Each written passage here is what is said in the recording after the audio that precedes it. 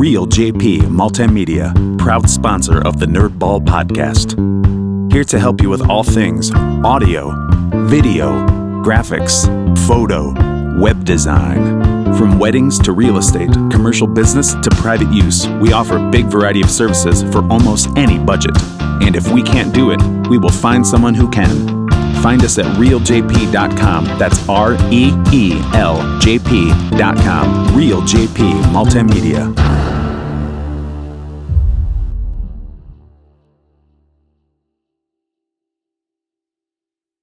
My name is Kevin English, and this is the Nerdball Podcast.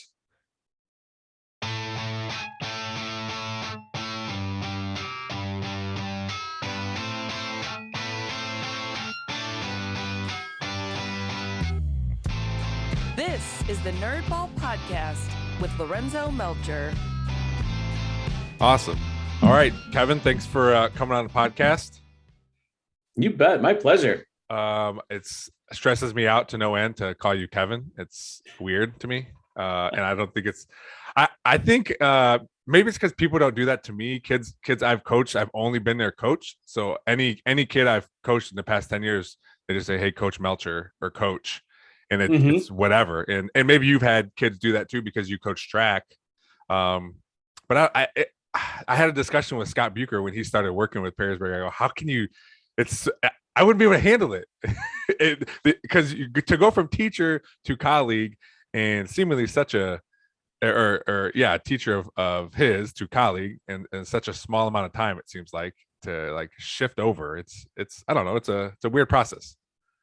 It is. It's funny. We've hired, Scott's one of them, of course. We've hired a handful of people over the years that were students, and for them, it's always difficult for them to make that transition. I always felt bad for Scott because it might have been his first or second year. You know, I had been his teacher and one of his coaches, and then we went to a coach's clinic in Columbus one time and shared a hotel room, and we're in the school van together for a while, and I just felt bad for the kid. Like, he probably feels pretty awkward right now. Like, this guy was my teacher. Like, what are we doing? Yeah. But I mean, I'm sure just like anyone else, I know you pretty good. I mean, you don't make it awkward. I'm sure somewhere in a history of teaching that happened, and someone's like, no, you're forever going to call me Mr. whatever. Right. The first thing I have people do is tell me something that you've been really nerding out about lately. It could be a TV show. It could be some hobby you picked up, something you've been doing for decades, just something that isn't related to your job, something that you kind of do to get away from just being a teacher and all the stuff you're involved in. What's something that you just like to do? Sure. I think, in any spare time I have, one, I enjoy watching baseball. Mm-hmm. So if I'm watching the Indians or Guardians, whatever you want to call them, or my youngest son plays for Baldwin Wallace, we go to a lot of their games when we can.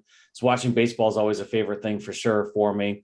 But another thing too, for me personally, would be hiking, going out to oak openings or someplace like that, Maumee Bay, you name it, any of these places, and just going for a hike and checking out the wildlife and getting away from things for a little bit.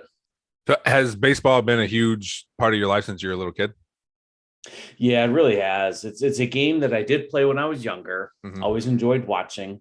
Although when I was in high school, I ran track instead of playing baseball. But both my boys growing up played it for years, and it's just always been a passion. I think it's something about the springtime, the season of hope, and a good summer memory, and all those sorts of things. It just kind of helped bond us, with my own family, my parents, and so on. It's just something that's always kind of brought us together, and something we could talk about. And being from Cleveland originally, something we can cry about too. Well, I was going to say, when you said a season of hope, I go, that's what it always is, hope. Yeah. Yep. And the favorite motto of maybe next year. I tried to Mateo, my son, likes to watch baseball. He plays baseball now, and what I'm finding is whatever sport he's in for that season is what he's into, which I really enjoy. I like that. Okay, I like all these sports, but my focus is on this because that's what I'm doing right now. And a few years ago, he was so excited. They have little book fairs at their elementary schools, and he bought a poster, a little mini poster. And before he even bought it, there was already two guys that weren't on the team anymore, but I didn't tell him. And then within 2 years, nobody was on the poster anymore. But it's still hanging in his room. He still likes it. Yeah, those don't last long. Anything with a name on it doesn't last long, right? Yeah, and I was, as much as I think he has a Lindor jersey, because that's, again, you hope they're going to sign these guys, and so he has one. He doesn't wear it very often anyway, but I was just glad to see that they signed Jose Ramirez. Absolutely. The first thing my youngest son said is like, well, now we can buy one of his jerseys because I know that one's going to last for a while. Yeah. And it would have been a total, first of all, for him to want to sign it too, because there was a time at the beginning of the season where it looked like, well, things aren't going to get done until the offseason again. But he signed it. So it's obviously it's a two-way street. The team has to want to, and the player has to want to also. But to also be off to a super hot start, it would have been the total Cleveland thing for him to sign his contract and then just go in a dumpster. Right. That's usually how it is. Sure. Do you have the same feeling? Because they went to the World Series in 2016 and then in the 90s twice. Do you have, when they lose it, or when they did lose it, do you remember like just having the same feeling? Or as you got older, I guess you can compare the 90s to the 16. Like, did it not hurt as bad? I think the 2016 one hurt the worst. 95, I think everyone was just happy to be there. And I, for me personally, they got there. It's the first time I've ever seen this in my lifetime. I'm happy. 97, I remember being in the living room of my very first house that we owned. And it was like, this is going to sound so weird, but probably the first time my wife saw me cry. Oh, because wow, it was so close. And I didn't like bawl or weep or whatever, but still I was like, oh my gosh, I've never cheered for a team that's ever won a championship. And they were so close in 97. And then 2016, I've got both my boys with me. They're old enough to appreciate it. I've got the speaker system set up in the living room. We're listening to Tom Hamilton on the radio while we're watching the game, and it's all synchronized and everything. And we're going nuts. And Rajai Davis hits that home run. Oh my gosh. We're just jumping around the house and running everywhere and thinking, oh, this is great. And then the rain delay. So I didn't cry, but I'm not gonna lie. It took a while to get over that one. That one hurt. Had that 3-1 lead and just kind of let that sink away. Yeah, that was it was awful. And I think I've said it on here before. As awful as it was, I'll forever be grateful for that postseason, because that's when Mateo really got into baseball, because we watched a lot of postseason baseball. He'd stay up a little bit later than his sister to catch some of the beginning of the games. I knew he was into it because he started asking questions about, if they hit a foul, they get to try it again, or like what happens when they do this. Like he was involved a little bit. And even that, I think he was only, that's 2006. Yeah, he was only 5. So like to be like, or had just turned 6, I think, to be like into it. And like I said, as much as it sucked to like feel it not happen, one good thing for me, it came out of it. Yeah, that's awesome. Yeah. And that's such a great thing. I mean, we still, like I said, in our family bond over baseball all the time. And those memories of that World Series and that playoff run, all the different things that happened with, Trevor Bauer, or I'm trying to remember, Merritt, I think might have been the other pitcher that came out of nowhere. Yep. And just kind of, it's just neat to see a team like that rise above the expectations and do so well, and bring the fan base together, bring your families together. And that's what it's all about. And that's what I love so much. And that's why I get this sounds corny, but so romantic about movies like Field of Dreams, and when they played that game last year in Iowa, all those sorts of things. It's just so cool. The game is so cool. The connections you make with people with it are so cool. And then you learn so many life lessons with it too. Both my boys can tell you all the failure in that game and in that sport. really teaches you a lot of life lessons for sure. Yeah, I've had several kids the past few years where I coached them, younger kids, baseball, and every play that doesn't go their way or they make a bad throw or whatever, they get down. I go, hey, the best hitters, it's everyone always hears it. The best hitters hit the ball 30% of the time. Guys, it's not a sport where you're going to be perfect at, and you better learn that quick. Otherwise, it's not for you, because it's Right. you're going to get in your head way too much, and no one's gonna like it. Your parents are going to like watching you. You're going to not want to play. So we got to figure this out. Let's not be so worried about every little problem. Plus, you're 9, so let's relax. Right, exactly. You also talked about hiking and Oak Openings. Have you visited a lot of the other metro parks too? Yeah. I taught an ecology class at the high school for a while, and we get out to a bunch of different parks, and I don't teach that class anymore, but yeah, that's always been a passion to get around here and then even around the Cleveland area. Okay. To visit a lot of the parks in both those areas. Yeah. So I work for the Metro Parks, and we had just had a board meeting, and I was there with one of our natural resources, the head of natural resources, and they are, because we do prescribed burns. I'm sure you've seen that before at Oak Openings, or you're aware that we do that. Actually, we did some at Perrysburg, I noticed too. I noticed it because parents were in uproar about it, but right. But I tried to explain why they do it. But the Metro Parks is doing it, and they're also introducing grazing this year, because for forever ago, wildfires happened, then animals would come and eat the fresh greens and then create patches for ground nesting birds. And so we're trying to do that, replicate that. So we're bringing in cows to, after the prescribed burn, come in and graze on pastures, and we're going to give it a year, and they're anticipating good results. But I thought it was a cool thing that a thing that people don't really see. People see grazing animals, sure, but they're usually, farmers are feeding them. But this is like out in Oak Openings, people can walk by and see these cows grazing. That's pretty awesome. Yeah, they're so innovative with everything they do out there. I really respect what the Metro Parks do around here locally. It's such a great park system, and I've gotten to know a lot of the naturalists over the years. And we were fortunate to be out there one time, sometimes right after a burn, but one of the days we were there was while one was going on. Oh. And it's just one of those things. I planned the field trip, a couple months or so in advance.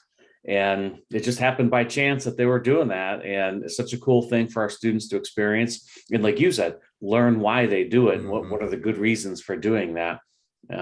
So just the education that comes out of it is pretty cool. It's just neat to watch and see the effects, and then how quickly everything just rebounds too. Yeah, it's amazing. That's what those parents are all worried about. I think one parent made a comment about all the animals and stuff that live there, and I think I said, like, well, I don't know about animals, but if I was standing somewhere and it was on fire, I'd probably run away. So I think they'll be okay. Yep. Yep. Definitely a natural part of the ecosystem. They know how to handle it. Yeah. Well, you've been involved in a bunch of stuff in Perrysburg, and I think the first time I met you was probably in track, because I did track as a freshman, and then I had you for biology class my sophomore year.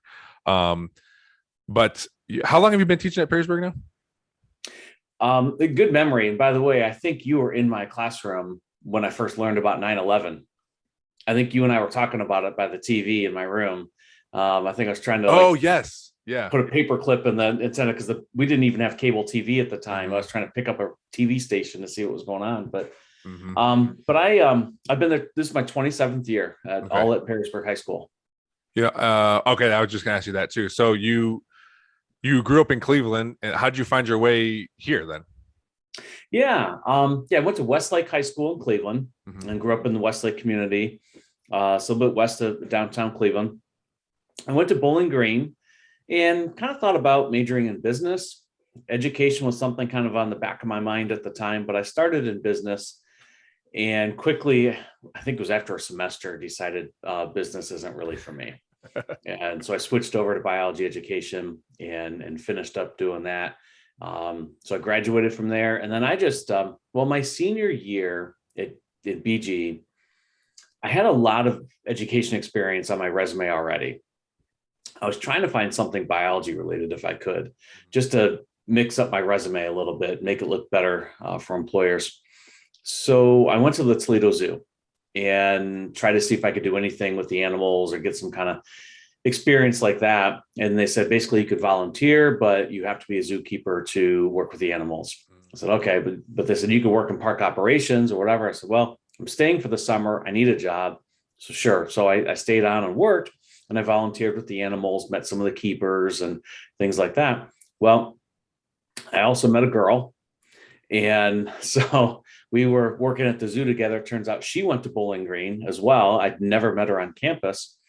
And yeah, I guess as the story goes on, we eventually got married, and her family's from Toledo. So I looked for teaching jobs when I graduated. I graduated a semester before she did. So I looked between the Toledo area, the Cleveland area, and the Columbus area, just because Columbus was growing and lots of opportunities there. And we just kind of decided the first place that opens up, that's where we're going to go. And sure enough, after a handful of interviews, Perrysburg called, and we stayed here. And that made her very happy because she really didn't want to leave her family and leave the Toledo area. So here I am. 20 some years later. What got you interested in science to begin with? Because I know for me, science was never my thing. I liked biology. It was cool because there's some hands-on stuff, but as soon as I got to doing I got to do equations and formulas and stuff, I got to bring math into science. I was out. I wasn't good at math either. I probably could have been better if I applied myself a little bit better, but I was not a good student. And I tell kids now that I coach, hey, I acknowledge I was not a good student. Here's what my issue was, and I see the same problem in you, so I'm trying to help you learn from me. I'm sure you deal with that quite a bit, and they probably don't always listen to you because you're an old adult who cares, right? Right. You just have to relay that through another student to tell them, and then they'll listen. Yeah.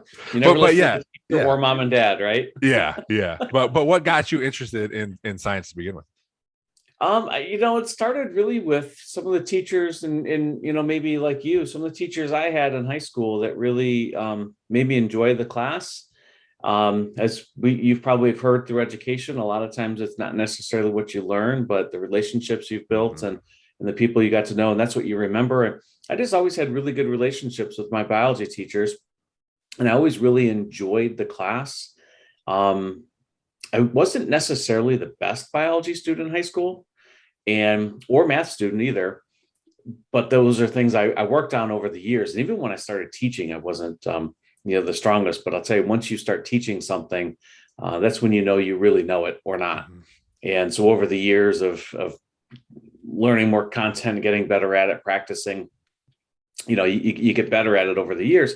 So now I do a lot of math in our science and things like that, and kind of started some new classes, and now I teach AP Bio, which is for college credit and things like that. So I've grown a lot as a teacher for sure. A lot of professional development that I've gone to and all that. But it all started really just two things. One, kind of combining my passions. I just really enjoyed biology and liked it, but I'm also a life science certified teacher. I can't teach chemistry or physics or anything. Okay. I didn't want to. And I didn't want to get stuck teaching things I wasn't comfortable with or I didn't feel I was good at. And so I did kind of narrow my range as far as when employers were looking at me, but it worked out. And I've been teaching biology all these years, and it's worked out. And then the other part of it was just working with people. I was a people person. I needed to interact with, I just really wanted to help students. I had a lot of teachers that really kind of looked after me when I was growing up and took good care of me. And I just wanted to kind of pay it forward, I guess, and help other students. So for me, it's just kind of a love of biology and a love of working with people and helping people that I was able to kind of combine both things and do that. And it's not often that I call the job work. I say, oh, I'm going to school. I'm not going to work. I'm going to school because, when you really love what you do, it's not always work. Sure. I try to tell kids that all the time. Try to find something you love to do, and then you can figure out finances after that. You'll find a way to live off what they're paying you. It's a hard lesson to learn, especially when all you want is the things. Like I want all these things, and this job I can get those things. I'm going to feel miserable, but maybe I'll feel better when I have this cool TV or a nice car or whatever. Right.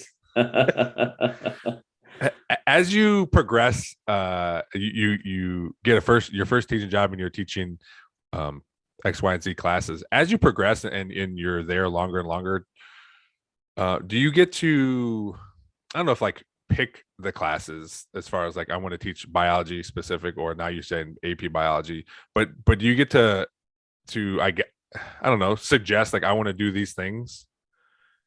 Yeah, I've been fortunate. When I first got hired in, I was teaching regular bio and then microbiology. So I came in already teaching an upper level class, and that was fortunate. And the reason that happened was it was offered to everybody else in the department after that teacher had left, the teacher I replaced, and nobody wanted it. So that was the opening. So, I was lucky to do that. But then I did start an ecology class, and then I started the AP biology class. And it was really just my desire initially. I mean, the ecology, I just felt like there was nowhere in our science curriculum that students were really learning about the environment. It just wasn't part of any science curriculum in any of the classes we taught. And I just felt that was super important. When you talk about climate change and all these big things going on out there in the world, that we needed to bring that here and start that. So I pitched the idea, and really when we opened, I'll say the new building, but it's 20 some years old now, right? Yeah. But we had more space, more classrooms, and we were able to kind of expand our offerings a little bit. So that worked out. And then I advocated after a while to teach AP Bio, because our students at the time were taking, like our honors bio students would take it as a freshman and then maybe take micro or anatomy or something, but they wouldn't really see all the biology concepts again until college. And I felt like from freshman year of high school to maybe freshman year of college was too long of a gap. They needed to see more and then have that desire to maybe earn some college credit. So I was fortunate that finally the department and the department chair that we had at the time said, okay, if you're willing to do the work, let's get this class approved. And so I've been fortunate between the administration and other science teachers to support the initiatives or the things that I wanted to do, which were all for the betterment of the students and providing them better opportunities to be successful at the next level. Or just be better students. I mean, like I said, the ecology class was really more geared toward just knowing about nature and taking care of it. And that's so important. So yeah, I've been fortunate to have people support my dreams and goals. And we eventually built the wetlands area on the campus, and that's been a great resource to use over the years. So it's worked out well, but it's a school district that really enjoys helping these dreams come true. Yeah.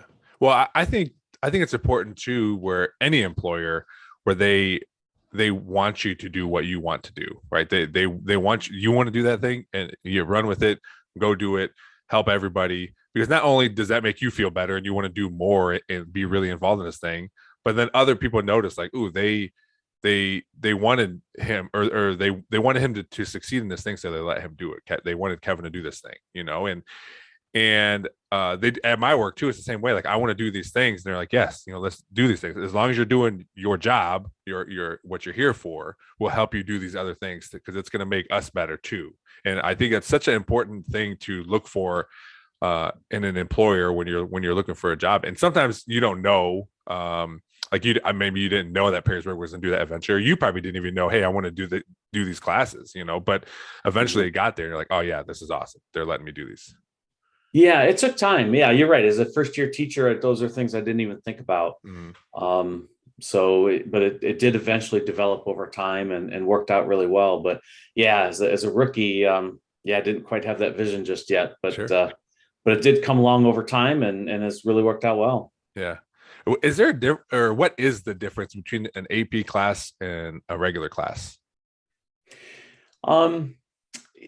So AP stands for Advanced Placement, and it's a national curriculum that is offered through the College Board. Okay. And so technically you're supposed to follow that curriculum. And then at the end of the year, they take a test, and depending on how they do on that test, they can earn college credit.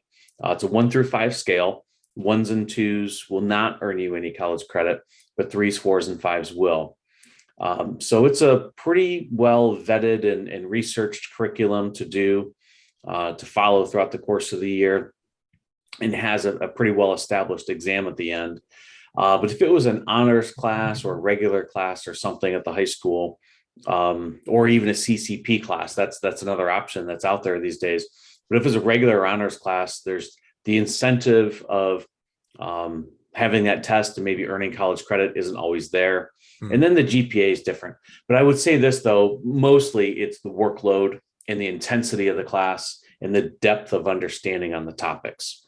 So if I teach honors bio and I teach AP bio, kind of the difference is AP bio is going to go into all the content deeper, deeper meaning, deeper understanding, and have a tougher test in the end as a result. So just a lot more work. It's a lot harder.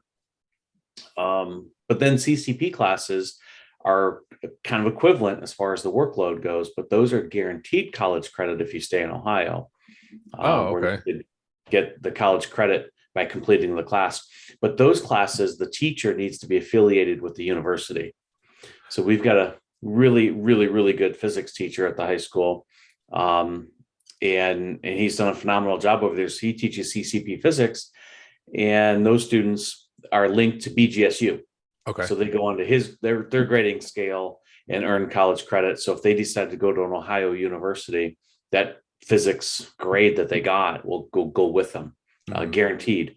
Whereas an AP, it hinges on the test. So if you do well on the test, you get the credit. If you don't, you don't. There's a little bit of a gamble to it. Yeah, I would say that that seems well, I guess if students are in those AP classes, I mean, they want to be in there. It's not like, hey, I got to pick a class. I'm going to close my eyes and pick this class, right? So I would imagine the gamble they're taking is it's not a sure bet, but it's a close thing. It is, yeah. And a lot of the classes, and at least I can speak of my own data. If I have 70 people take the AP exam, I'll have maybe 64 out of 70 get a 3, 4, or 5. Okay, yeah. And so just a handful of kids might get a 2, and even out of those handful, sometimes, truthfully, it's a senior that maybe by the time they took the exam in the middle of May, their senior year, they're just kind of burned out and didn't put forth their best effort. Sure. So yeah, by and large, they're typically students that are going to do really well. The odds are definitely in their favor to get some college credit and take that with them wherever they go. So besides teaching science, the other two things that I remember you for is coaching track and being in charge of student council. Track. My favorite thing about track for me is because throwers were always just in their own space all the time. We were with H wherever we were around any particular school. But one of my favorite things is when I would come to you guys after I got done, and I felt like you guys were like all my dads, and I would just be like, "This is what I got," and you guys were like, "Oh, awesome, good job," cheer or whatever, But it was cool because I got the immediate like attaboy from H there, and then I got to like have that feeling again from a bunch of other guys in the stands, sitting in the corner of the stands. Yes. I loved it. It was fun, and I'm so glad. Like as much as I loved baseball, I was going to try out for baseball. I moved to Perrysburg when I was a freshman. Mr. Keel and Mr. Falkenstein were my football coaches. And Mr. Keel asked, like, do you play baseball? I said, yeah, I'm going to try out. He goes, well, if you don't make the team, I think you should try track and field. And I went to a little tiny grade school called Our Lady of Lourdes in Toledo. And I didn't even know what track and field was. So I was like, you know what? I'm not even going to try out for baseball. I'll just do whatever this shot and this thing is. And I'm so glad I did it because of all the things I did in high school, that was my favorite thing was track. That's great to hear. Yeah. Yeah. That's what I loved about coaching it. And I, like I said, I ran track in high school as well. And it's just one of those sports where no matter how good or bad you might be at whatever events you are doing, and if we're honest, there are people that are kind of all over the radar with track. There's some really, really talented runners and throwers and field event people. And then some that are out there that maybe they're not the best, but they're trying their best. And yeah, that's what junior high track is. I coached that for a while. Right. But it was always such a supportive environment. And that's what I'm glad you had that experience and have that memory from it, because that was always really, really important to us, is to kind of create that experience for you. Just like we were talking about employers here a minute ago, just to be supported and feel like you were cared for, and encouraged to continue to do your best and try your best and work hard at it. And we made there were a lot of great memories. Those are with the athletes, with the coaches. So whether it was, between you and me or some of the people I coached in the middle distance races and things, but even the relationships with the coaches, the friendships we've made for decades now, it's had a profound impact on my life for sure. I can't imagine, because now I've been coaching with the varsity. This will be my 4th season, but just coaching sports in general for a long time. And you're right, the relationship you build with those coaches. And I always think now, like, man, what were our coaches like when they were just together, when we were in high school?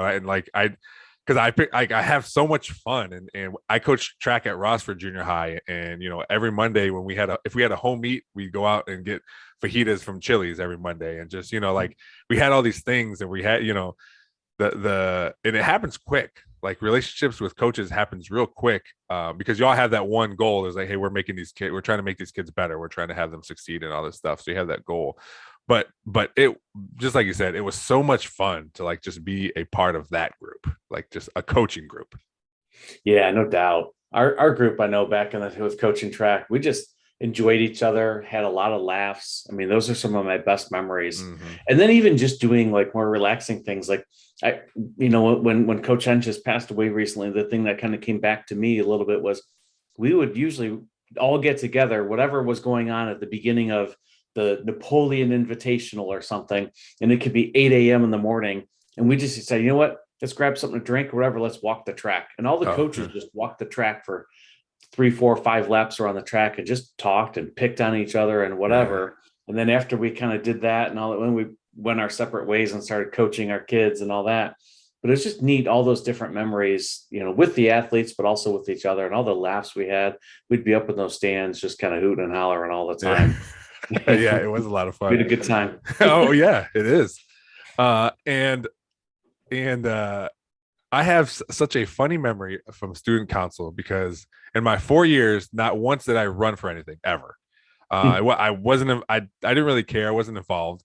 And then for whatever reason, senior year, the senior student council met in Miss Schneider's class.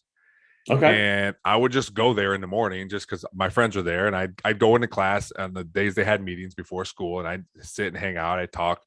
And then after a while, they started counting my vote on stuff, and I wasn't even involved.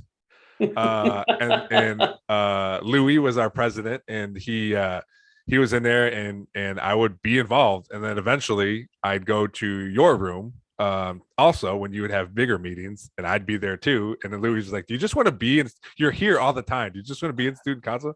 I'm like, all right, I'll be a representative. So I never did anything, but it was so much fun just to be like slowly integrate my way into the student council without having to do anything. Student council wannabe, right? Yeah. And then finally all my it wasn't even hard work. I wouldn't say all my hard work paid off, but there wasn't. I just sat there.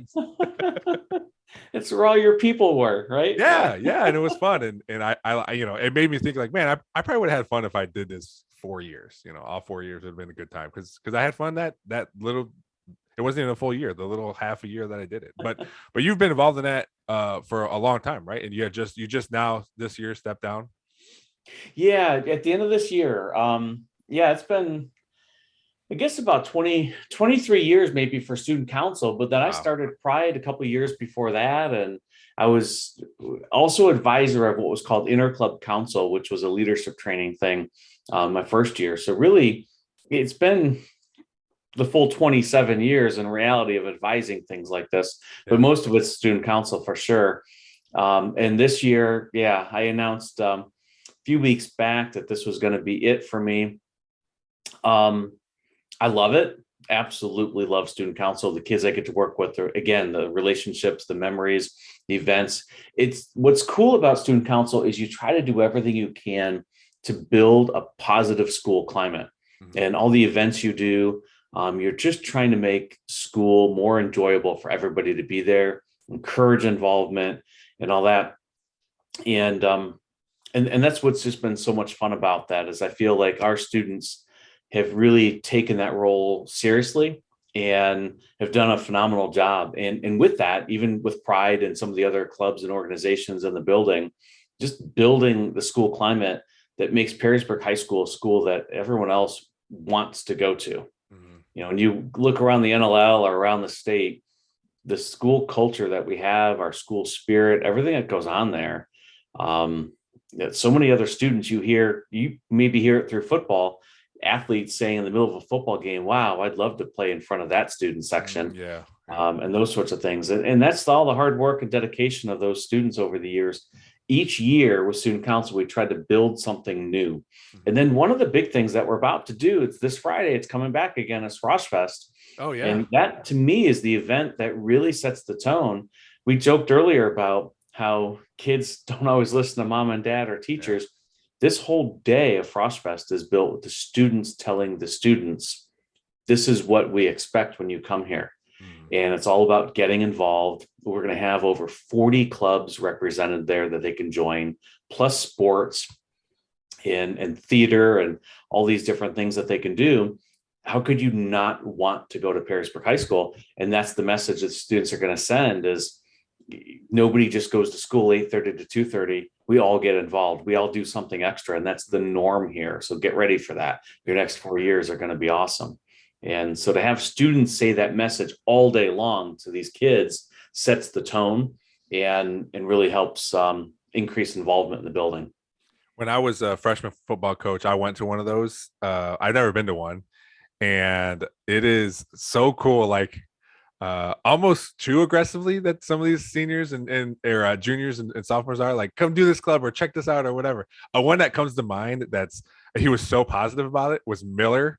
With his rowing club, like, but like sometimes I would look at him like, well, all right, man, you're gonna like drive him off here. Like, I know you're excited about it, but but to see all the clubs like that, like, oh, come try this out. Oh, check this out. Oh, we got this free sample of these things we do. Look at our robots we build. All these things, and it does, like you said, it makes you excited to come to Perrysburg, and then hopefully these freshmen find something that maybe they didn't even think they would be into.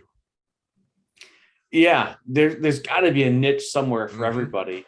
And the other side of that too, not only just attracting those new freshmen into finding their niche and everything, but even just the current high school students too. We always make a video that kind of shows all the traditions of the high school and, watching us win the bell or beat mommy in basketball and, all the dances, all the things that go on in the course of a year. Even the current high school students just get pumped up again too. And that excitement, carries off to those eighth graders and all that. So that helps as well. But yeah, they really get into it. And I'm so impressed over the years too, when we look at all these carousel tables, how well they are designed now. I just had an email yesterday saying, can we bring our rowing machine in? This was still with the rowing team going back to Miller, and Miller's graduated, but his legacy lives on. And so they want to bring the rowing machine in. And I know people have brought in boats before and all kinds of things. And it's just amazing how over the top some of these clubs and organizations go, but that's what makes it great and so much fun and so enticing. And again, as your kid, the whole trick is you want to feel wanted. That's how you recruit these kids. You make them feel wanted, and they do a great job of that. These kids are like, St. John's who? I don't want to go there. They want me at Perrysburg. So that's always great.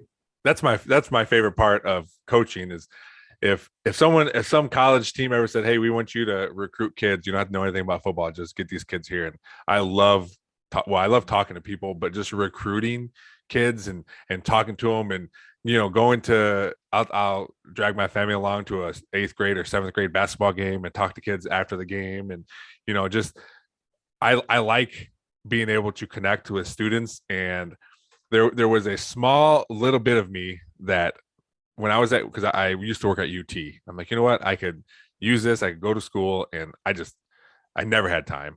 But I was like, I should go back to school to be a teacher. I love doing all these things. I'm already involved in all this stuff.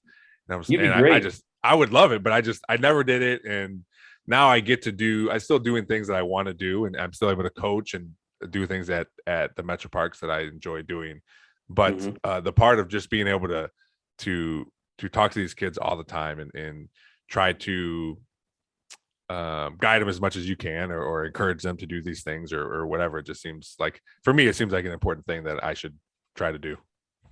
Yeah, it's so rewarding, but it's also so important in our society. I just think it's one of these jobs, like you said earlier, the pay is great and everything, but at the end of the day, it's one of the most important jobs in society. It's coaching, teaching, all of it.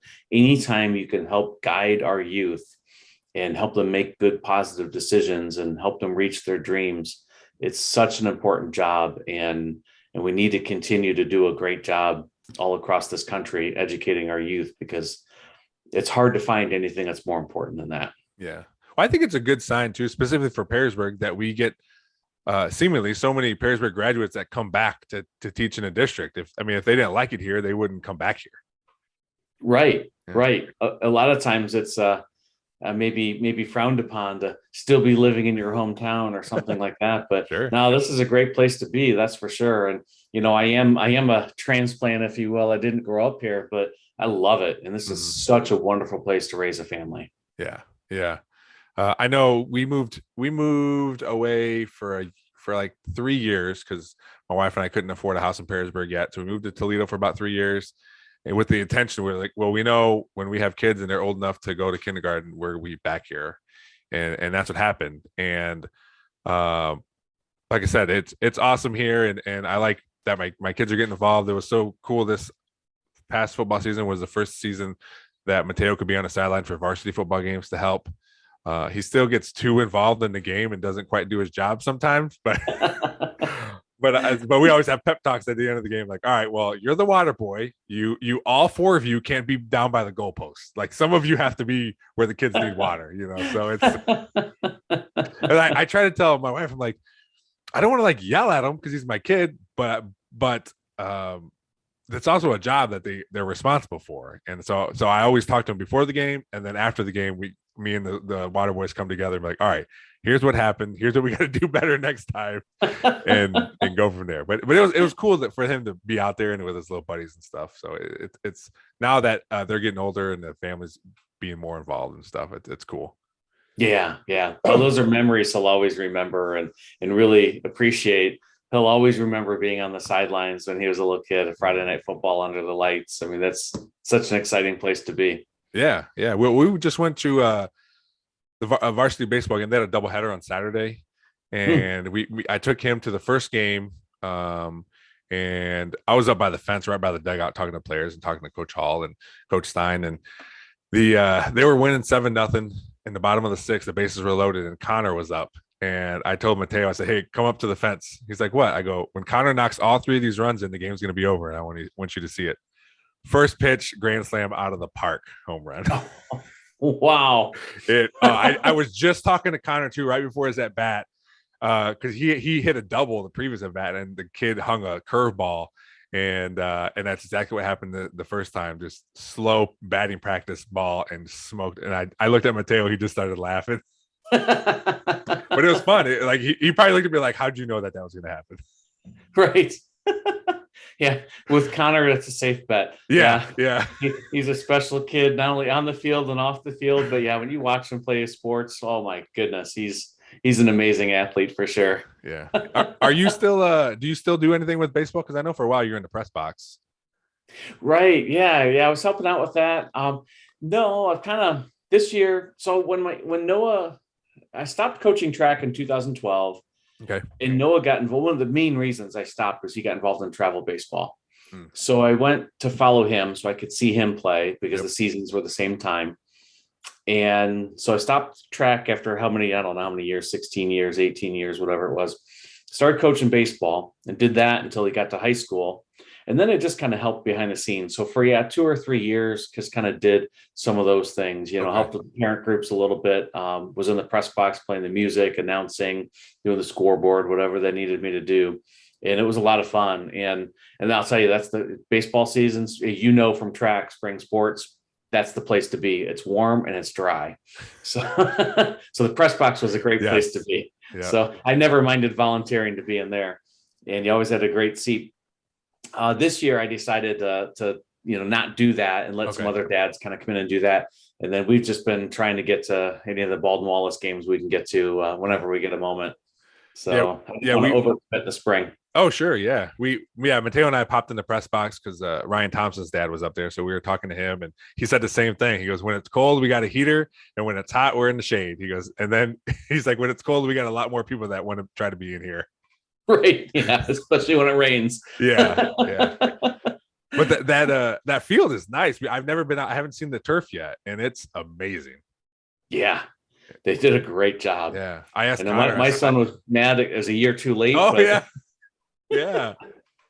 But no, they did a phenomenal job. It's really, really nice. And we were out over Easter weekend. We caught a game out there.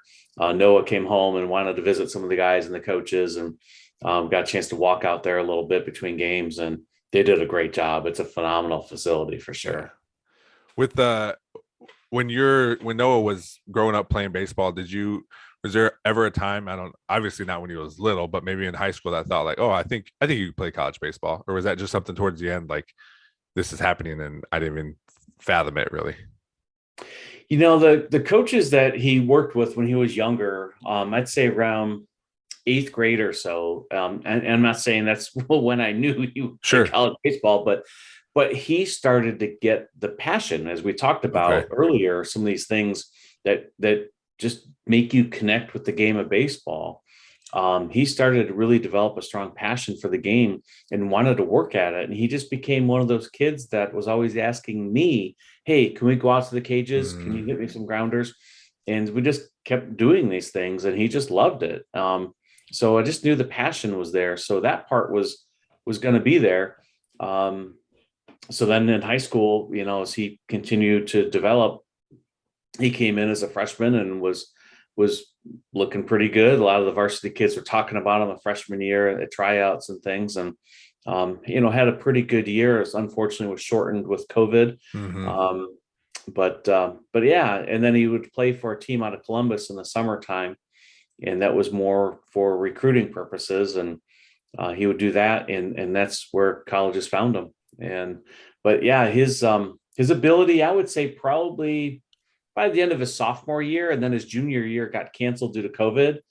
But during that junior year, between junior and senior year, that summer, that was kind of a breakout summer for him when COVID relaxed just enough to be able to play summer ball. He got out there and started doing his thing, and school started finding him and calling him. And so senior year was busy with a handful of visits, and that was nice. And it's working out really well for him. He's happy. Good. I'm glad. Yeah.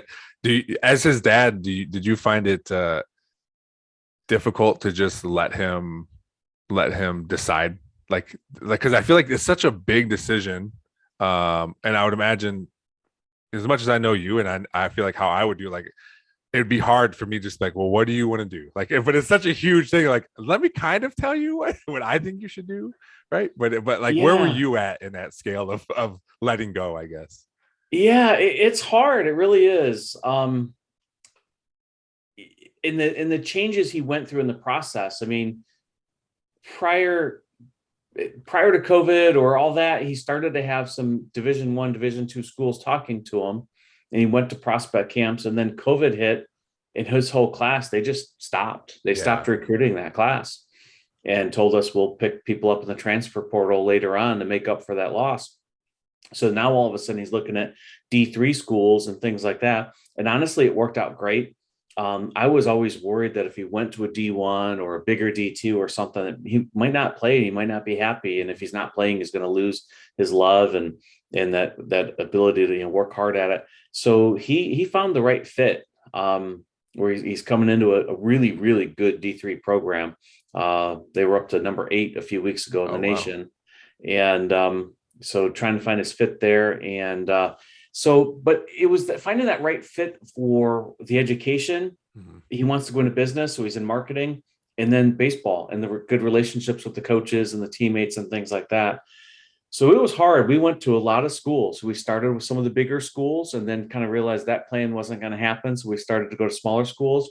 And the only thing I did tell him that I really recall that maybe, I don't know if it overstepped my boundaries or not, but I said, if I could do it all over again, I think I would want to go to a smaller school and be a name and not a number in the classroom. and have these internship opportunities and things like that. I just think sometimes when you get that more personal education, it's a better education for you.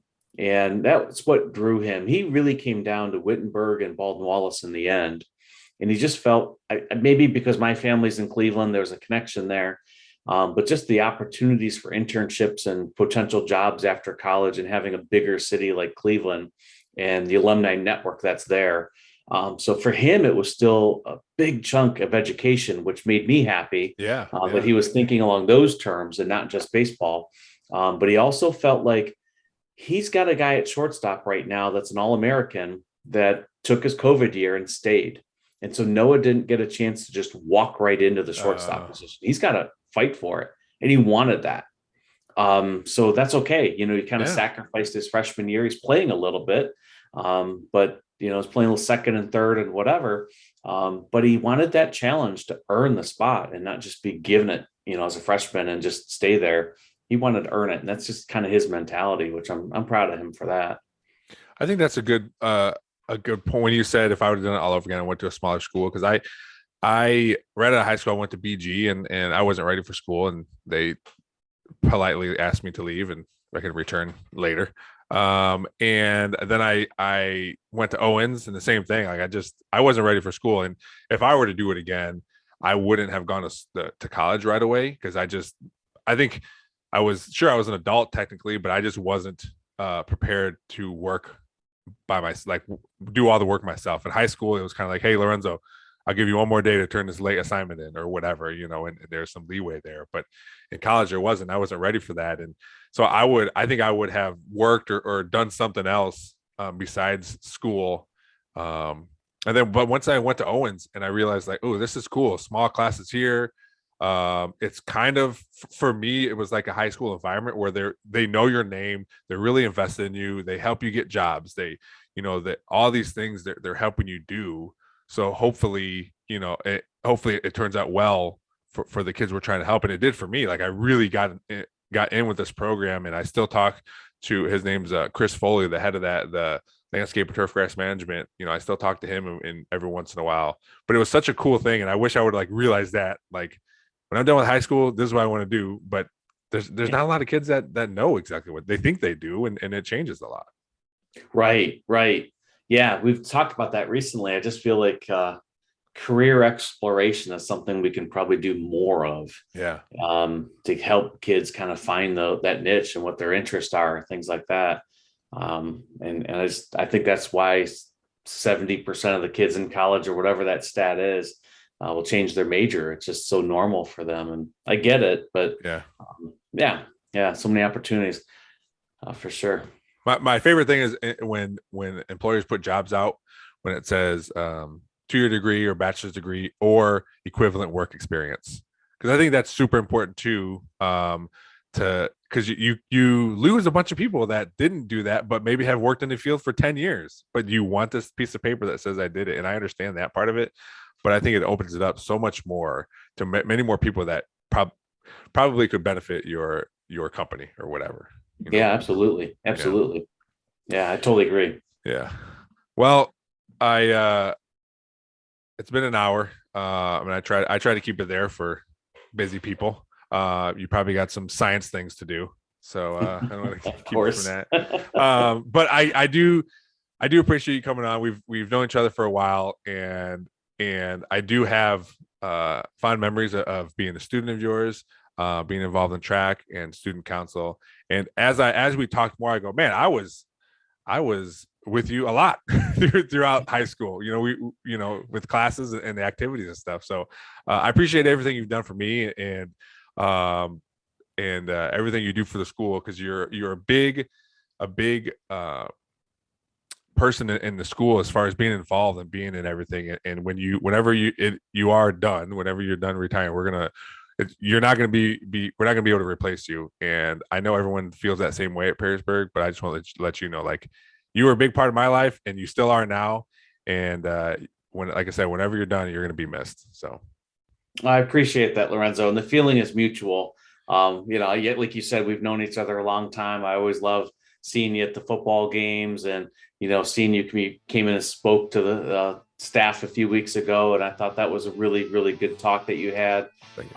So I appreciate the same things you're doing. You're coaching these kids and doing so much for our district and for our community, and for the youth in our Perrysburg community. So thank you, and I really appreciate those words mean a lot, because I really highly respect you. I did when you were in high school, and I still do today, of course. And so those words mean a lot. I appreciate it. Even when I was a knucklehead in high school, Absolutely.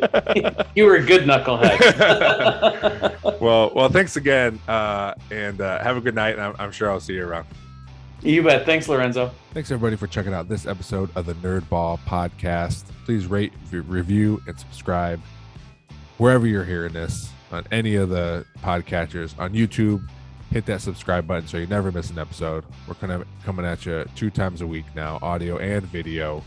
Check us out on all the social medias. Just search the Nerd Ball Podcast on Facebook, Twitter, Instagram, TikTok. We're out there. Gmail is the nerdballpodcast@gmail.com. If you want to shoot us an email, we'd be happy to get back to you. Thanks to Real JP Multimedia, Cuttlefish Graphics, Perrysburg Junior High STEM Lab, and Big Daddy Graphics for helping out the podcast. Thanks for listening. We'll see you next time.